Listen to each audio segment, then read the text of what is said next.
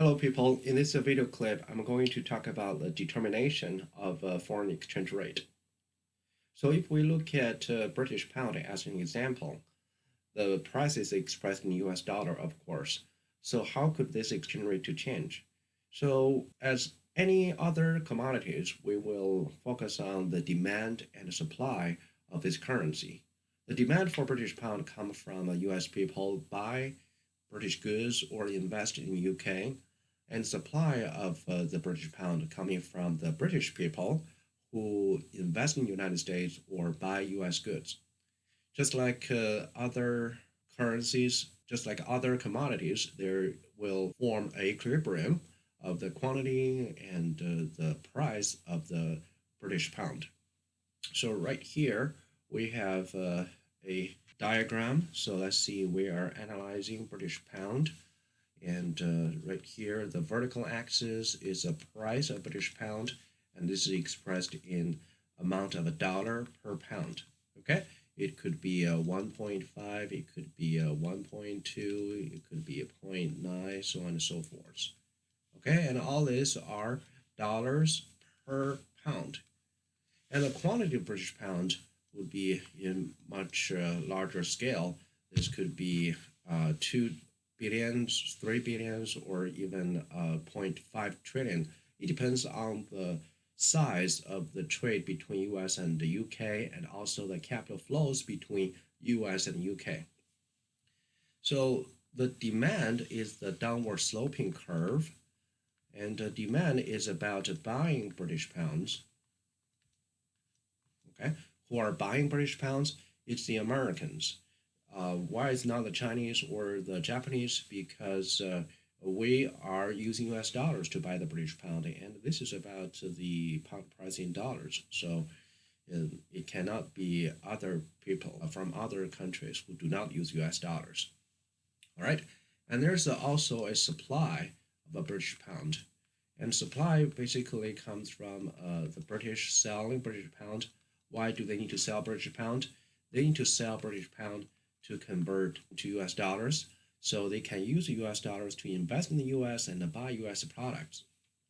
Okay, and here we got an equilibrium. Let's say this equilibrium is at $1.2 per pound, and then the quantity of the equilibrium could be somewhere. I'm not gonna say a number, but you should know it's in a amount of billions of pounds. Depending on the volume of a trade and international investment. Okay, so if the demand increases, when we say demand increase, then that basically means the demand will shift to the right. Okay, the curve will shift to the right, shift to the right. So the new demand will come from here to here. And that's going to intersect with the supply curve at a new higher level. Let's say this is one. It will intercept at a higher level. Maybe this is 1.4. So when the demand increases, how could demand increase? Why do the U.S. want to buy more British goods? One reason behind that is inflation. When U.S. has higher inflation, U.S. price level is higher than the U.K. We always want to buy cheaper goods from a cheaper place. So that basically encourage US import from UK. And also the supply may change if the British wants to buy less from the US. Okay, again, it may come from the price level change between the two countries. Then we will see the supply will shift to the left. So if the supply is going down, so that basically means the curve will shift to the left. This would be the new supply curve. Okay, and this will intercept with the new demand curve, and that's gonna yield a higher rate for the British pound, maybe 1.7.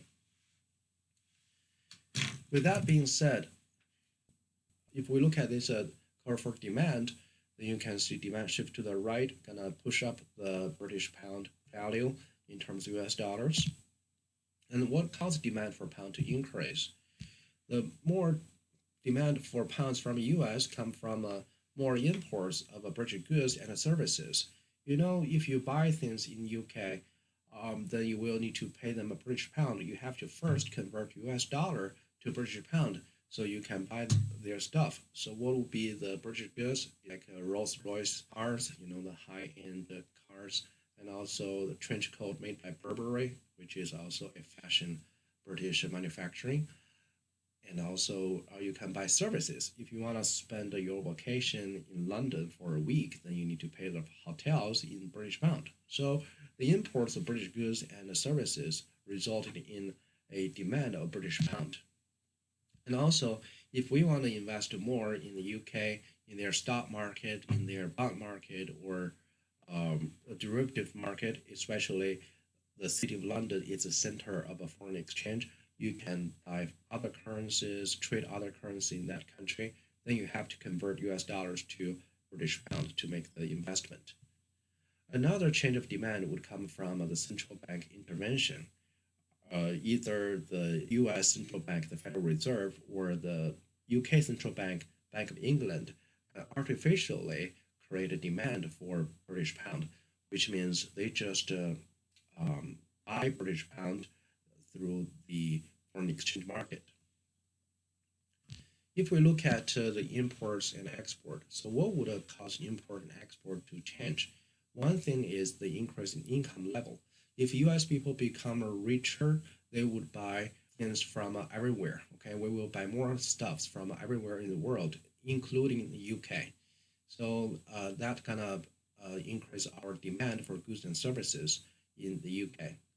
And as I mentioned earlier, if U.S. inflation increase and the UK inflation stay relatively stable, that basically means the U.S. price level is higher, UK price level is relatively lower, and then that's gonna make U.S. buy more from UK because UK has a cheaper price now, change the demand for pound. And what would cause the investment to change? So if UK has a higher interest or the investment in UK becomes more rewarding, you can get more return for investing in that country, then this would cause more capital flows from US to UK seeking higher return, and that will increase the demand for British pound. Okay. The central bank intervention comes from just buying British pound.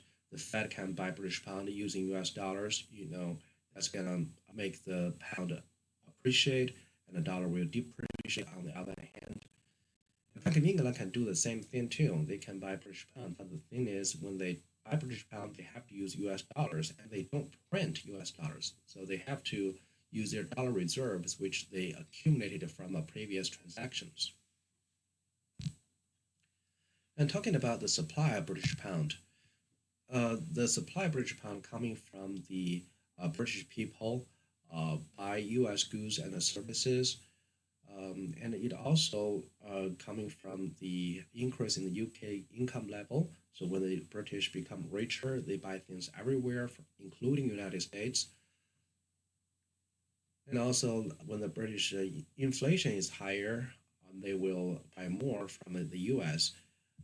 And when U.S. has higher interest rate, that's going to attract a British investment, and this will result in more conversion of British pound to U.S. dollar, and that basically means the British are supplying British pound in the exchange market to sell British pound. Okay, the central bank can do similar things too. Bank of England can sell British pounds, which they produce or print at the first place, and also the Federal Reserve can sell British pounds, which they accumulated from their reserves. And the result of the supply of British pound will be a depreciation of the British pound, assuming other conditions are the same. Okay? So if I extract the factors that affect the exchange rate, inflation is definitely one of the top factors. A higher domestic inflation relative to a nation's trading partner would change the price level of the two countries. A country with a higher inflation, then the price is higher, and that makes the foreign goods come more attractive. Okay, So higher domestic inflation would encourage more import. And when there's a more import, the demand for the foreign currency would increase. Okay, you need to supply dollars to buy British pounds, and they use the British pounds to buy British goods. And in the standpoint of foreigners, when U.S. has a higher domestic inflation, the U.S. goods become more expensive. The British would buy less from the U.S. So that resulted in a decline in exports of U.S. or from U.S. to UK. Okay, so higher inflation would encourage imports and discourage exports.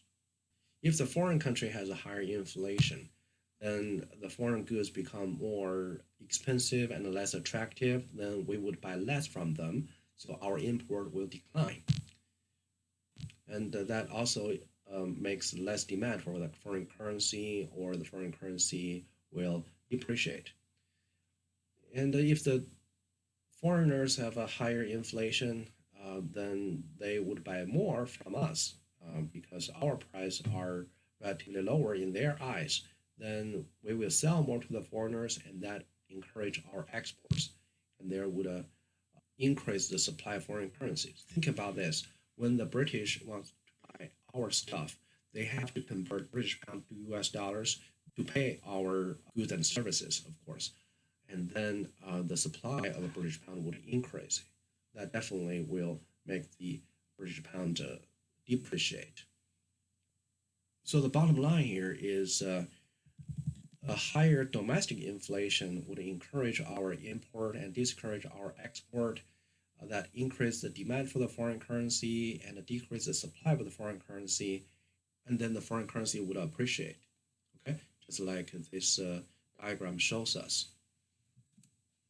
And if the foreign country has higher inflation, then our import will be discouraged and our export will be encouraged, and that decrease the demand of the foreign currency and increase supply of the foreign currency, and the foreign currency would depreciate.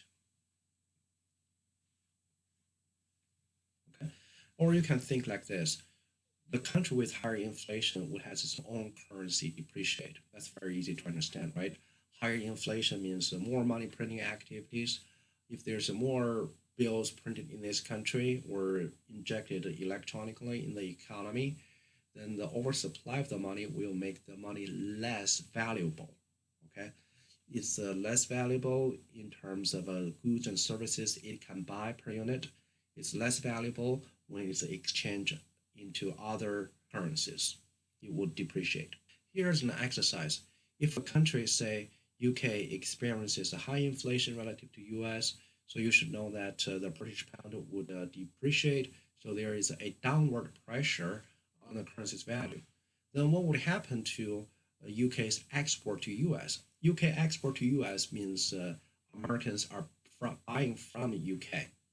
So if the UK experiences a high inflation, then UK price level is higher, then we would buy less from the UK. Americans would buy less from the UK, and then UK's export to the US is the same as US import from UK would drop. Okay, so the the import of UK from US, or the British buy from Americans, would become less because American prices are relatively cheaper due to relatively lower inflation compared to UK. You see, UK has higher inflation and US inflation, relatively speaking, is lower. Then Americans will sell more to the UK because our price level is lower. Uh, the UK imports from US is the same as US export to the UK will increase. And this is a very typical question you would see in a quiz or in an exam. Here's another exercise. If US interest rate suddenly increased while the UK interest rate stayed the same, what would happen? Ceteris paribus. Ceteris paribus is Latin word meaning everything else stay the same. So when US has higher interest rate, that means US is a more rewarding place for investment. So there will be more people invest in the US. The British would invest more in the US, or more American money will stay home. For the UK investment, because the interest rate is lower, the American money will go less out of the US to the UK. The UK money will goes more out of the country and flow to the US. So if American money goes less to the UK, what would happen?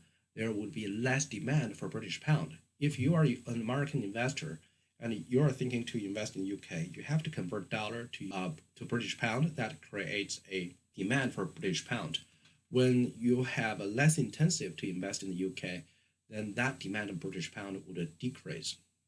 And for the British, then they would invest more in the US, then the demand for dollar definitely increase. But for the British, they are supplying British pound, right?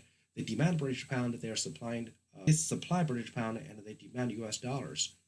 And that basically makes the supply of pounds goes higher. And then the increase of British pound and a decrease of the demand of British pound from US would have resulted in a appreciation of the British pound.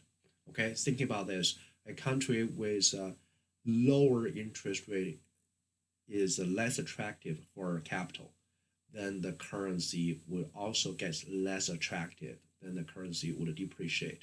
And in this case, US has higher interest rate, then dollar becomes more attractive, so dollar will appreciate. And you can think from the other side. In this case, UK has lower inflation, and the British pound becomes less attractive, and the British pound should depreciate.